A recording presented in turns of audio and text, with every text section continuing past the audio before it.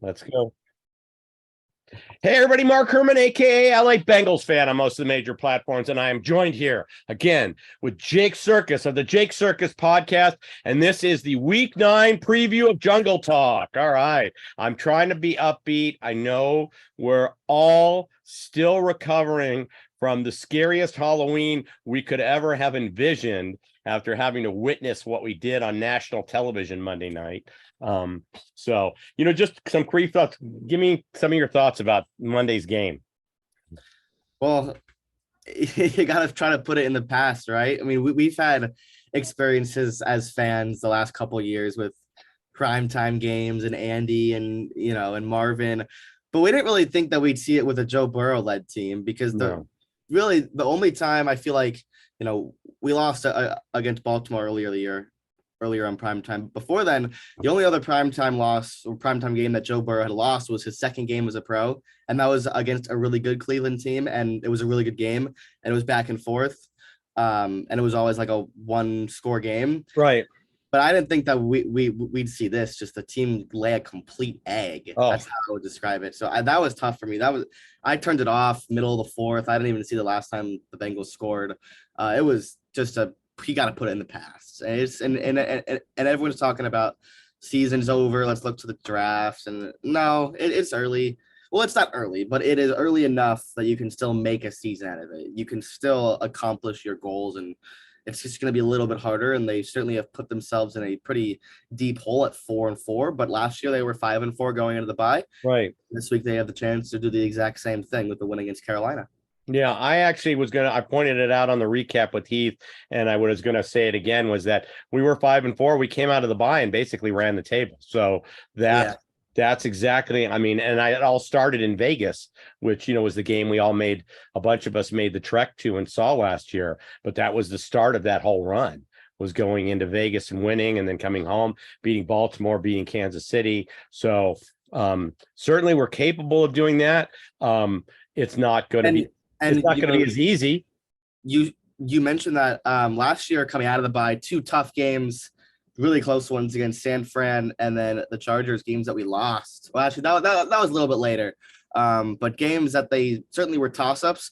Got a couple games that might be toss-ups coming straight out of the bye against Tennessee and Pittsburgh. So maybe the luck will change in those, but they've got to start getting these close wins. Yeah. Yeah. Well, and you talked about the team-wide meltdown. It was the little things. It was Michael Thomas dropping a first down that would have put us in field goal range. It was Pratt missing the sack on the play where Brissett gets rid of the ball and Awuzie gets hurt breaking up that play. If Pratt makes the sack, if Thomas makes it, even late in the first drive of the third quarter, Mixon dropping the ball. We had, once again, he could have ran forever. They do the pass out of the backfield. So it was just every single person dropped or failed. McPherson missing kicks. It was just across the board. So it was just frustrating to watch. So, but you talked about the throwing the certain fans because we look on Twitter and Facebook and you have these fans that are now, oh, the season's over. And I'm sitting there just going, it reminds me of something Troy Aikman said. He said, humility is a week away. So, 2 weeks ago, like Burrow said in his presser, this was the Bengals offense was back. We're playoff bound. And a week later, we're not making the playoffs. You look at the World Series where the Phillies hit 5 home runs in 4 innings. And then the next night they're no hit. Humility is 1 game away. So you just never know how fast it could change for the uptick for us just as quickly. So trying to be optimistic here. So we're going to do what we usually do. We're coming up with the Panthers this week, and then we go into our bye. We're going to cover some news, which is going to be primarily injury related. And then we're going to talk about the good and the bad and do our predictions. So news wise, injuries. I mean, we lost Awuzie. Did you think the Bengals were going to make a move to get a cornerback via trade? No, I didn't. I try to realize that I'm not new here, that I've been around here a while. And I didn't want to fall into the fantasies and all this stuff. But no, they were never going to make a move. I don't even think they were they were calling really about anybody noteworthy, because they do have faith in their guys that Apple's going to come back healthier, and they have faith in Trey Flowers to do the same thing that they asked Trey Flowers to do last year, and that's why they drafted a corner in the second round. So they have guys they like. I don't think the loss of Awuzie is as detrimental as people think. This is not like basketball where if your starting shooting guard goes down for 2 months, the team is more likely than not going to be in a hole. Football is a sport of 53, 52, 50, however many players on a roster, 53 players on a roster. And yes, losing your number one corner, a guy who has probably had his best career up to date. He's been one of the best corners in the league this season. Yes, it hurts, but people forget the Bills have been without Trey White for like 10 months. And that's an interesting example because Buffalo's stacked everywhere, but so are the Bengals on defense, really. They have players in all three levels to back up Florida. That's why they took a secondary position player in the first 2 rounds of the draft, because they have confidence in these guys that they'll continue to develop, and they probably will. Jack Sill did not look good the other night in some playing time, and neither did Cam Britt. But they're young guys who are going to keep developing, and now they kind of have to speed it up a little bit with Awuzie going down, but it's not detrimental to the defense. I think you're noticing more seeing both Awuzie and a Reader out, but once Reader comes back, it'll kind of mask everything and it'll all work itself out. Yeah, that was my feeling was, we could weather Reader being out. We could weather Reader and Wilson being out. We couldn't weather you take Awuzie, and then with no practice, Dax Hill was thrown at a position he usually doesn't play, which is cornerback. And then you had Cam Britt, who didn't have his best outing coming out. I mean, the whole team didn't. So I think another week of first team reps and a scheme that addresses it, I think will help. So, but I'm with you. I was not surprised. I watched Twitter when the Roquan Smith trade went down. And I said, why, Bengals, why don't you do that? We were never going to make a trade like that. Roquan Smith is looking for a payday next year. We already have Burrow and Higgins to pay. We don't need a third guy on the team looking. And he would literally, for a second and a fifth, would have been just an 8-game rental. So I knew the Smith trade was never kind of in the cards. People don't understand the Bengals, I think, have $3.5 million to work with. They don't have a huge sum of money. It might get them through this year, but they were never going to make a Roquan Smith kind of splash. So, let's go through the injury report real quick. I mean, obviously, Awuzie out, Jamar Chase out. These guys didn't practice. Collins didn't practice either, but, he's been playing each week and he hasn't been practicing. The ones that concern me are the Trey Flowers did not practice, yesterday or today, and Mike Hilton didn't practice yesterday or today. So those would be my biggest concern. Eli Apple is back to a full practice, so that's a good thing, because as much as I bash Eli Apple, I always say good apple, bad apple, depending on how he plays. But I mean, we could have used Eli Apple in that game. He wasn't even active, so that definitely hurt. Yeah, so it's gonna be Cam Britt, Apple, maybe some Marvell Tell for our SoCal fans, former USC Trojan. Right. Oh boy, some Jalen Davis action. Remember him? He's an old friend. Right. Oh goodness. They need Hilton to play.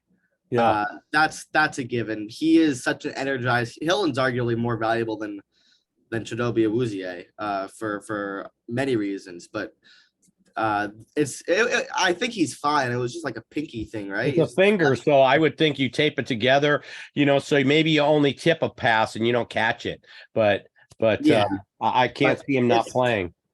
It's going to be a Johnny Holstaff day for the secondary, and guys are going to rotate in and out. We're going to see probably maybe safety Michael Thomas. Right. We'll see a lot of guys, and maybe they go 4-2-5 a little less in terms of personnel, and they stick in nickel instead of going to dime, so they don't have 6 DBs on the field. But I don't know. We'll see. It's certainly cause for concern if Hilton doesn't play, but we'll see. I'm excited to see guys like Cam Britt and Dax Hill step up, because it's kind of what we wanted to see. When you're a good team and you're picking the back end of the first round, the back end of the second round, the guys that you're drafting aren't like home runs instantly. They have to develop, and we like to see them develop. Yeah, no, I agree. And once again, we can emerge from this stronger if Britt and Hill get a lot of play time. You look at the Cowboys, they're stronger after Dak's injury. They now have a quarterback they believe in. The guy went 4-1 when he came in, so they're a much stronger team. If Cooper Rush needs to come in late in the season in a must win for a third quarter, you certainly aren't as scared as you were at the beginning of the season. So you emerge a better team if you can create more depth. So let's hope that happens. Hilton is a must start. I really think he will start. Have you heard anything about Trey Flowers on his calf? No, I have no idea. Hamstring, actually. Yeah, I have no idea about Trey, but that's like CB2. So Right, hopefully but everything he puts it down. it's about having live bodies. The good news, the best thing I can say, the good news is we're going up against a team that we should be able to handle with our current personnel. If we cannot beat Carolina at home this week, then we have much bigger issues than everything else. This is a team we should be able to handle at home, especially with all the introspective that's been going on in the building coming off that performance on Monday night.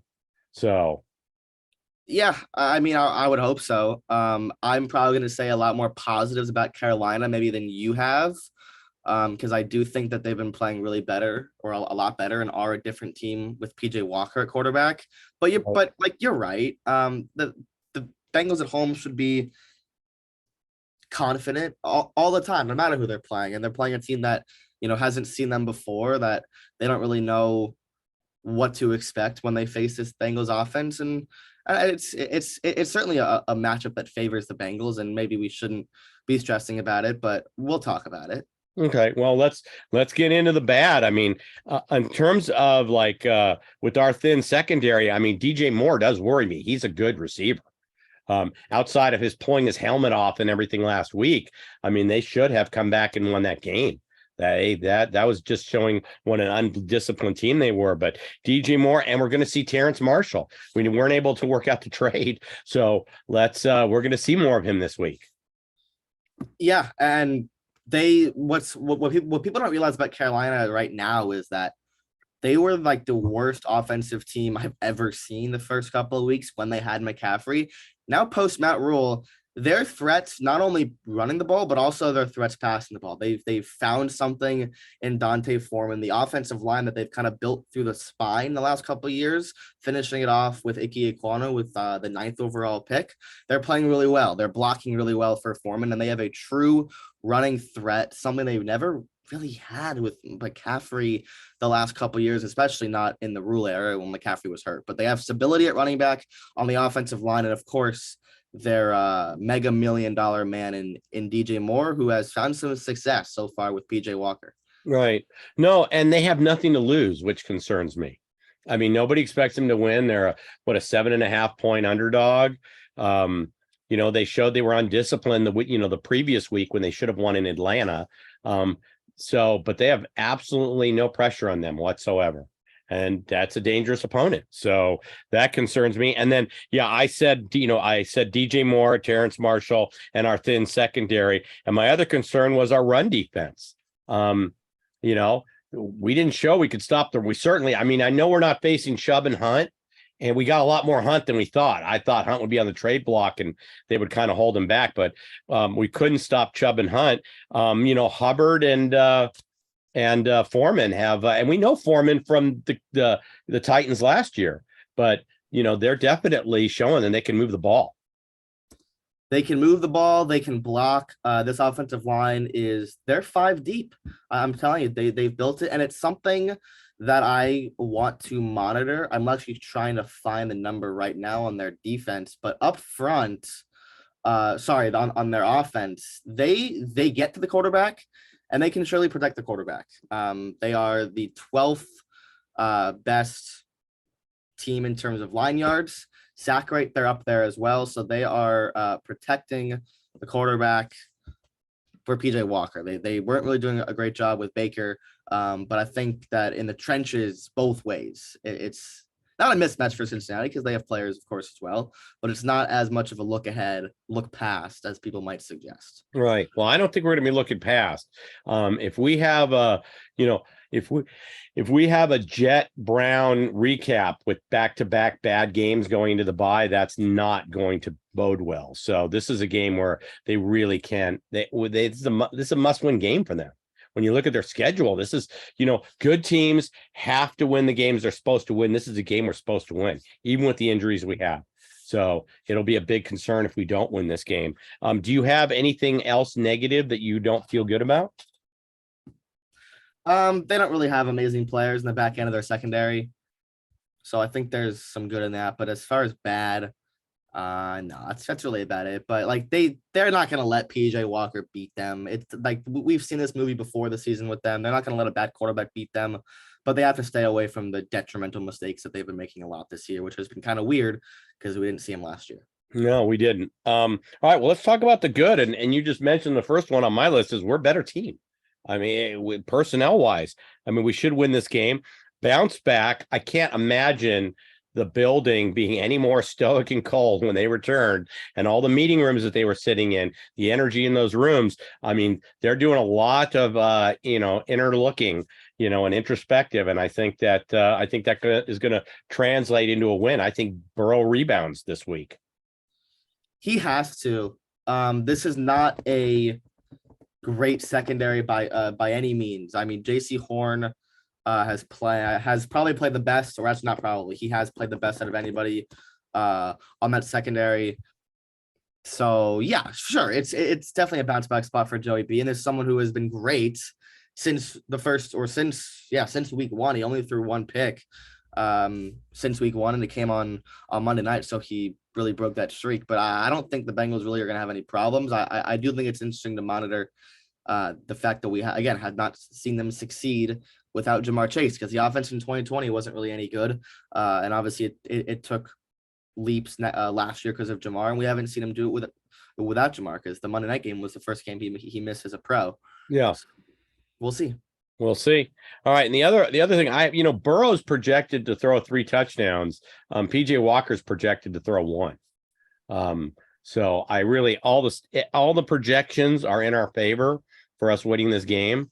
I think if we can disrupt Walker, and I'm going with the in lieu we trust. I mean, you and I both talked about how much we love our defensive coordinator. This is the week where he has to scheme with the guys he's got.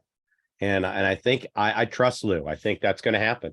I think we're going to get pressure on Walker, and I think we're going to, hopefully come up with something to shut down the run and not be as porous as we were on Monday night. Yeah, so I do like the defensive matchup, but I will say this: my favorite stat to evaluate teams is yards per play for both offense and defense. And again, it's easy to look at this matchup and think that Cincinnati's a lot better.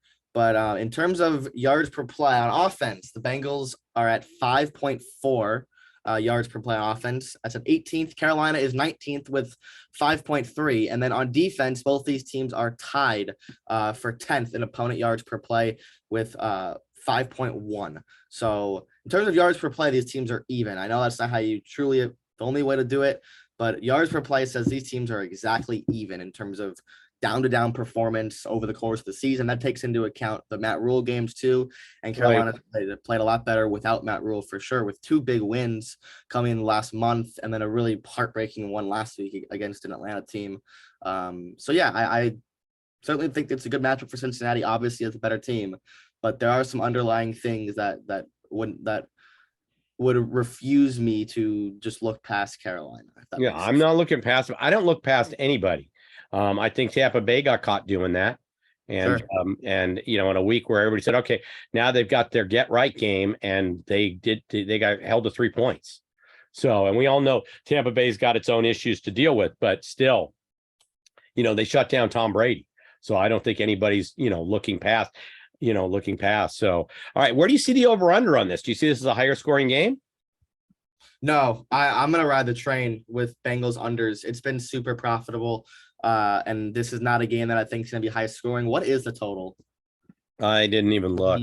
Probably like 43 or 43 and a half is what I would guess. Right. Somewhere in the mid 40s. Yeah. And I certainly lean under. This is probably like a first to 24 type game, I would say. Yeah, like are we making predictions? Yeah, Or actually, go ahead. You want to do your prediction? I've got so I think it's gonna be close. I don't think the Bengals are really back to being in a spot where they can just blow teams out. It's a low total, 42.5. Bengals are laying 7.5. I am not even close. I actually already have a Carolina bet at the 7.5 number. I think that's a really good number. Lean under as well.